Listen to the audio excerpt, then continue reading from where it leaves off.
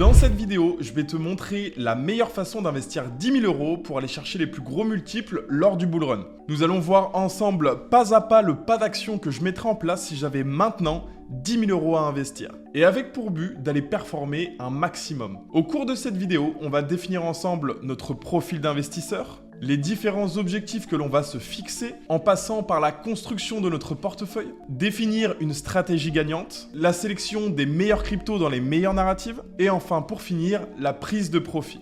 Donc reste bien jusqu'à la fin de cette vidéo, c'est parti.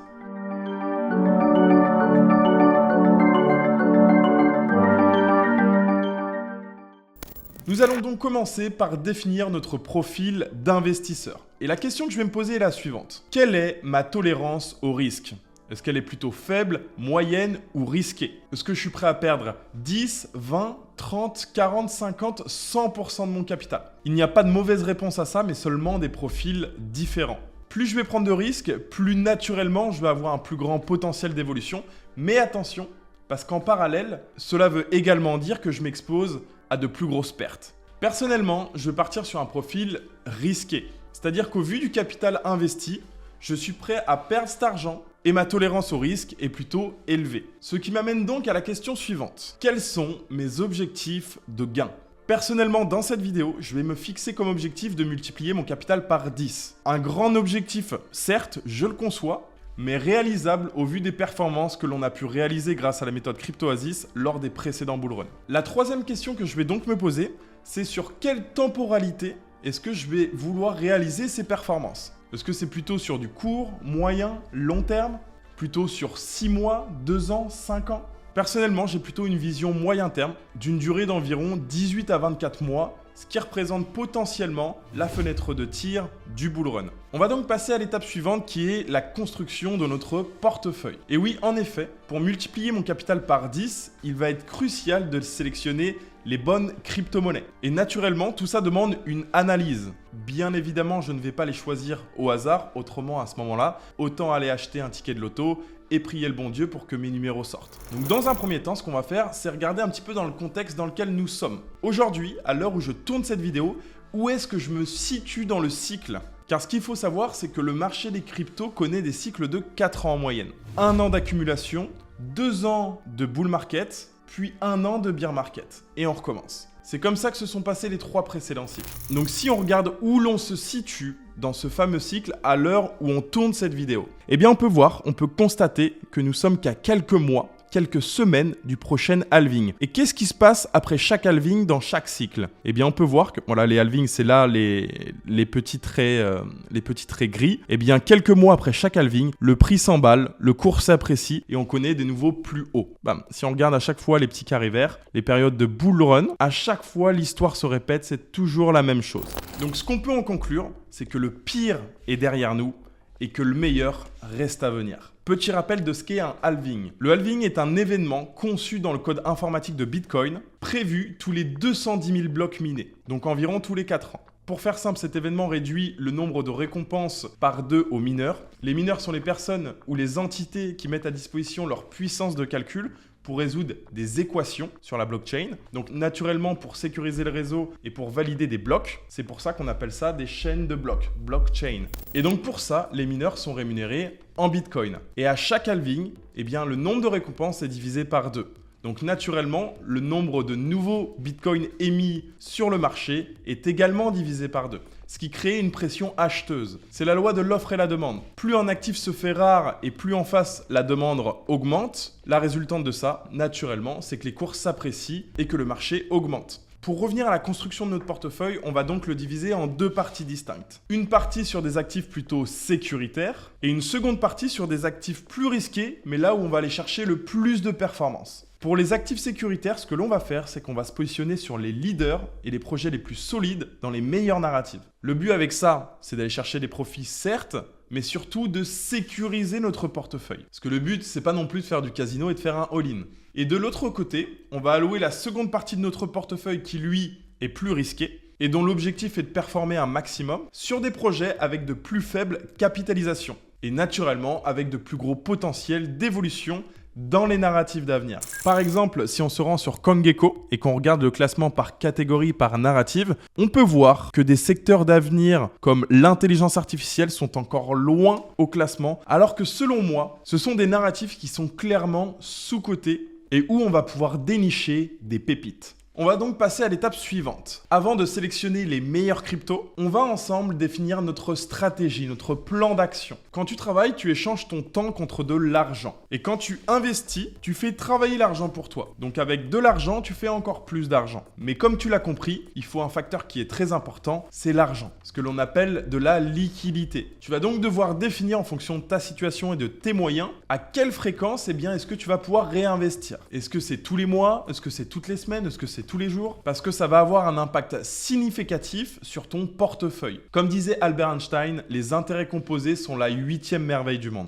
Et même Warren Buffett, l'un des plus grands investisseurs de toute l'histoire confondue, le considère comme le facteur le plus important lorsque l'on investit. Personnellement, mon but et mon objectif, ça va être de réinvestir toutes les semaines. Mais attention, pas n'importe comment. Tu vas avoir 2 stratégies différentes pour le faire. La première, c'est ce qu'on appelle le DCA, Dollar Cost Averaging. Qu'il vente, qu'il pleuve, qu'il neige, tu vas investir peu importe le cours du marché. Que ça monte, que ça descende, que les cours s'apprécient ou pas, tu vas investir bêtement. C'est une stratégie qui est parfaite pour les débutants, qui est très simple à mettre en place si tu veux pas te prendre la tête. On a pu voir à travers les années que c'est une stratégie qui est pratiquement tout le temps rentable sur du long terme. Mais par contre, à contrario, ce n'est pas la plus lucrative. C'est pas celle où on va pouvoir optimiser le plus. Et naturellement, mon choix ne va pas se conforter dans celle-ci. Ce qui nous amène à la deuxième stratégie. Ce que l'on appelle ni plus ni moins de la gestion active. Pour grossir tout ça, on va dire que c'est un DCA amélioré. Au même titre que la précédente stratégie, j'ai défini le montant que je voulais investir toutes les semaines. Et c'est ce que je vais faire. Je vais l'investir, mais pas n'importe comment. Je vais garder ce que l'on appelle du cash, de l'USDT. Et je vais l'accumuler pour pouvoir rentrer au moment opportun, lors de périodes plus optimales et plus intéressantes en termes de performance. C'est-à-dire soit renforcer des positions lors de corrections, soit je vais garder mon cash pour pouvoir saisir les opportunités qui vont s'offrir à moi lors du cycle. Parce que oui, il y en aura. Lors du bull run, il y aura de nouveaux projets qui vont émerger et croyez-moi, les futurs projets qui vont révolutionner leurs industries, on ne les connaît même pas encore. C'est pour ça qu'il est très important de tout le temps garder un minimum de cash. On va donc passer à l'avant-dernière étape de notre plan d'action, la sélection des crypto-monnaies sur lesquelles on va se positionner. Si j'avais 10 000 € à investir, dans un premier temps, je mettrais 2 000 € sur l'Ethereum. Après Bitcoin, c'est la monnaie la plus solide et la plus fiable. Il n'a pas encore explosé et je suis persuadé qu'il va surperformer Bitcoin en termes de performance. Et comme expliqué précédemment dans cette vidéo, ETH va faire partie des actifs sécuritaires. Deuxième chose, on en a parlé juste avant, mais je vais garder 2 000 € en USDT. L'USDT, c'est un stablecoin indexé sur le cours du dollar, donc c'est fait pour ne pas s'exposer à de la volatilité. Il est toujours très important de garder du cash pour pouvoir saisir les opportunités quand elles vont se présenter à nous, ou encore réinvestir lors de corrections. Comme on dit, cash is king. Troisième crypto, je mettrai 1000 € sur Atom. Il fait partie du top 25 et c'est selon moi l'un des meilleurs projets et des plus solides dont le but va être de résoudre des problèmes d'interopérabilité pour que toutes les blockchains puissent communiquer entre elles. Le projet n'a pas encore explosé par rapport aux autres cryptos et est actuellement sous-évalué selon moi. Et au même titre que Ethereum, Atom fait partie des actifs dits sécuritaires, selon la construction de mon portefeuille. On va donc passer à la seconde partie du portefeuille qui est plus risquée. Et je vais donc investir 5%, soit 500 € sur chaque crypto-monnaie qui selon moi a le plus de potentiel d'évolution dans les meilleures narratives. Et je vais donc commencer par mettre 500 € sur Tao et 500 € sur ING, dans la narrative de l'intelligence artificielle. Comme on a pu l'expliquer précédemment, l'intelligence artificielle est selon moi l'une des plus grosses narratives des 5 prochaines années.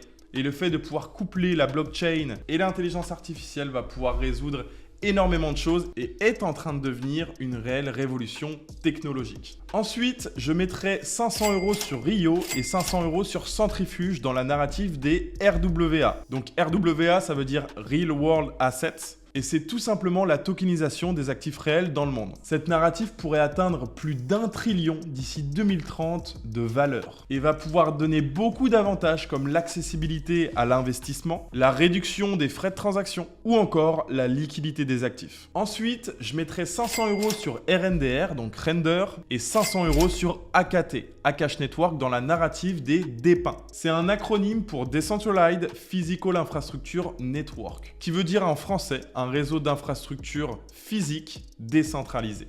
Et pour faire simple, il s'agit de stockage cloud décentralisé. En gros, cette infrastructure, elle va permettre de stocker des données sur la blockchain au lieu de pouvoir les stocker sur Google Drive ou encore Dropbox comme on peut les connaître. C'est plus sécurisé, plus rapide et beaucoup plus économique que ses concurrents. Ensuite, je mettrai 500 € sur GHX dans la narrative du gaming. L'industrie du gaming est une industrie qui brasse des milliards chaque année. Et la technologie blockchain ou encore les NFT ont beaucoup apporté à cette industrie. Ensuite, je mettrai 250 € sur Dezo et 250 € sur Luxo dans la narrative des SocialFi. La SocialFi, c'est une combinaison des réseaux sociaux et de la finance décentralisée. Ça va permettre en fait de pouvoir monétiser les médias sociaux et également les interactions sociales sur l'intégralité du web. Vous publiez, vous interagissez avec d'autres personnes et la plateforme va pouvoir vous rémunérer pour différentes actions. Des likes, des commentaires, des partages, des réactions, des publications. En fait, vous pouvez publier et monétiser vos publications un petit peu comme un OnlyFans de la crypto.